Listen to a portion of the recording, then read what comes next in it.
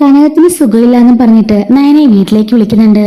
നയന പെട്ടെന്ന് തന്നെ അത്യാവശ്യ പണികളൊക്കെ ഒതുക്കിയിട്ട് വീട്ടിലേക്ക് പോകാനൊരുങ്ങാണ്. ആദർശനോട് പറയുന്നുണ്ട്, എൻ്റെ അമ്മയ്ക്ക് തീരെ സുഖമില്ല ആദർശേട്ടാ, അതുകൊണ്ട് എനിക്ക് വീട് വരുന്ന പോണെന്ന് പറയുമ്പോൾ അതിനെന്താ നീ പോയിട്ട് വാ, വേണമെങ്കിൽ അവിടെ നിന്നിട്ട് വന്നാൽ മതി എന്ന് പറയുന്നുണ്ട്. ഞാൻ പോയിട്ട് സിറ്റുവേഷൻ എങ്ങനെ നോക്കട്ടെ എന്നിട്ട് വരാമെന്നും പറഞ്ഞിട്ട് നയനെ പോകാനായിട്ട് ഇറങ്ങാണ്.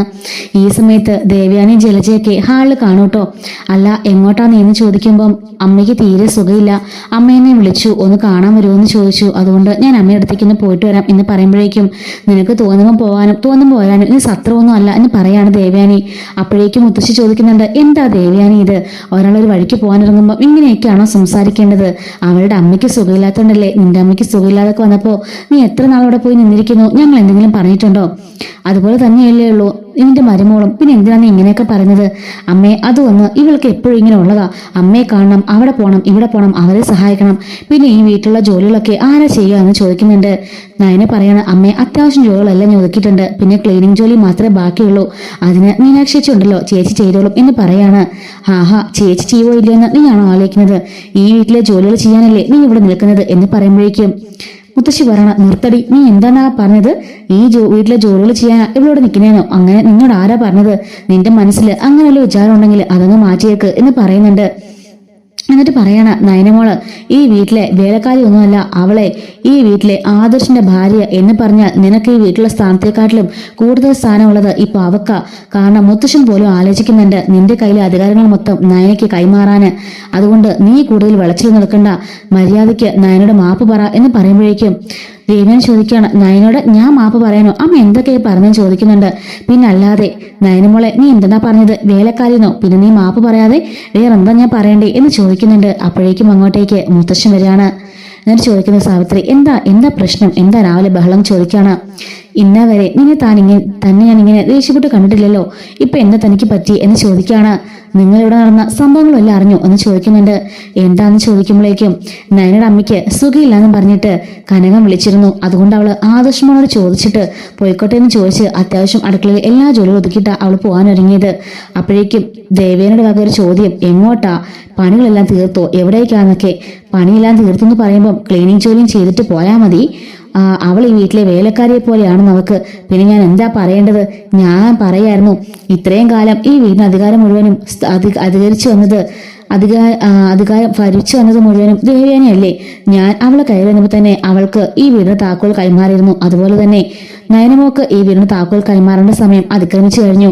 അതുകൊണ്ട് തന്നെ അത് എത്രയും പെട്ടെന്ന് നടത്തണം, ആ ചടങ്ങ് താമസിപ്പിക്കാൻ പാടില്ല എന്ന് പറയാണ്. ഓഹോ ഇതായിരുന്നു കാര്യം.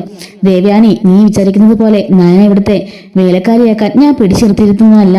ഇവളുണ്ടല്ലോ മഹാലക്ഷ്മി, ഈ വീടിന്റെ ഭാഗ്യവും ലക്ഷ്മിയും എല്ലാം ഇവള് തന്നെയാ. ഇവളീ വീട്ടിൽ നിന്ന് ഇറങ്ങിപ്പോയാ ഈ കുലം തന്നെ മുടിഞ്ഞു പോകും എന്ന് പറയുന്നുണ്ട്. അച്ഛൻ എന്തൊക്കെ അച്ഛായി പറഞ്ഞത്? അപ്പൊ ഇത്രയും വർഷം നയന ഈ വീട്ടിലില്ലാഞ്ഞപ്പോ നമുക്ക് എന്തെങ്കിലും പറ്റിയായിരുന്നെന്ന് ചോദിക്കുകയാണ്. അതല്ല, ഒരു വീട് സാധാരണ ഗതിയിൽ പോകുമ്പോഴേക്കും അങ്ങോട്ടേക്ക് മഹാലക്ഷ്മി വരണോ മൂദേവി വന്ന് ആ കുടുംബം കലക്കണം തീരുമാനിക്കുന്നത് ഈശ്വരന. അങ്ങനെ നമുക്കോട് തന്ന ഐശ്വര്യ ലക്ഷ്മിയാണ് നയനമോള്. അത് മനസ്സിലാക്കാതെയാ നീ ഓരോന്നും പറയുകയും എടുത്തു ചാടി പ്രവർത്തിക്കുകയും ചെയ്യുന്നത് എന്ന് ദേവിയോട് പറയാണ്. ദേവ്യാനി പറയാണ്, ഒരിക്കലും എനിക്ക് ഇവളെ അക്സെപ്റ്റ് ചെയ്യാൻ കഴിയില്ല. ഇവളൊരു കള്ളിയാ, പേരും കള്ളി. ഇവളുടെ അമ്മയാണെങ്കിലോ കള്ളത്തരം പറഞ്ഞ് കയറി വന്നവളാ, എനിക്കതൊന്നും മറക്കാൻ സാധിക്കില്ല എന്ന് പറയുമ്പം ദേവ്യാനി, ഇനി നിന്റെ ശബ്ദം കേട്ടു പോകരുത്, ശബ്ദം കേട്ടാ ഞാൻ എങ്ങനെ പ്രതികരിക്കുമെന്ന് എനിക്കറിയില്ല എന്ന് പറയുന്നു. അപ്പോഴേക്കും അങ്ങോട്ടേക്ക് ജയനും ആദർശം വരുന്നുണ്ട്. മുത്തശ്ശ എന്തിനാ ടെൻഷൻ അടിക്കുന്നത്? മുത്തശ്ശൻ സ്വരം കുറച്ച് പറ എന്ന് പറയാണ്.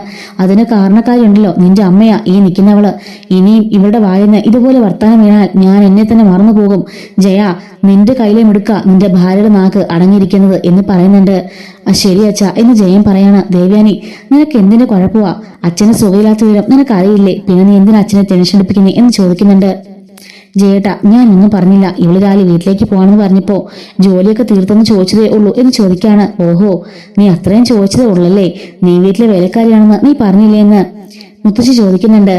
അതെ ഞാൻ പറഞ്ഞു എന്ന് പറയുമ്പോഴേക്കും മുത്തശ്ശൻ പറയണ, കണ്ടില്ലേ ജയ, ഇപ്പോ എന്നെ യാതൊരു വിലയില്ലാതായി എല്ലാവർക്കും.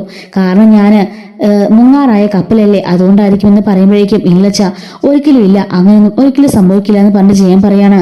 ദേവയാനി, എന്റെ കൈ നിന്റെ മുഖത്ത് വീഴണമെങ്കിൽ മര്യാദയ്ക്ക് നയനയുടെ മാപ്പ് പറ എന്ന് പറയാണ്. ജയേട്ടാ, നിങ്ങൾ എന്തായി പറഞ്ഞത്? ഞാൻ അവളോട് മാപ്പ് പറയാനോ? ഒരിക്കലും ഇല്ല. ഞാൻ ഈ അനന്തപുരത്തറോട് ഇറങ്ങി പോകേണ്ടി വന്നാൽ പോലും ഞാൻ മാപ്പ് പറയില്ല എന്ന് പറയുന്നുണ്ട്. അപ്പോഴേക്കും ആദർശ് വന്നിട്ട് അച്ഛൻ എന്തായി പറഞ്ഞേ, എന്റെ അമ്മ അവളോട് മാപ്പ് പറയാനോ, അതിലും ഭേദം ഞാനും അമ്മയും അങ്ങ് സൂയിസൈഡ് ചെയ്യുക എന്ന് പറയുന്നുണ്ട്.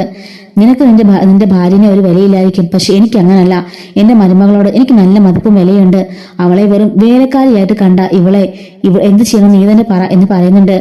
അമ്മ ഒരാവേശത്തിന് പറഞ്ഞു പോയതായിരിക്കും, അതിന് ഇത്രയ്ക്ക് വലിയ ശിക്ഷയൊക്കെ കൊടുക്കണോ എന്ന് ചോദിക്കുന്നുണ്ട്. അതെന്തായാലും നയനയോട് ദേവേനി മാപ്പ് പറഞ്ഞേ പറ്റുള്ളൂ എന്ന് പറയാണ്.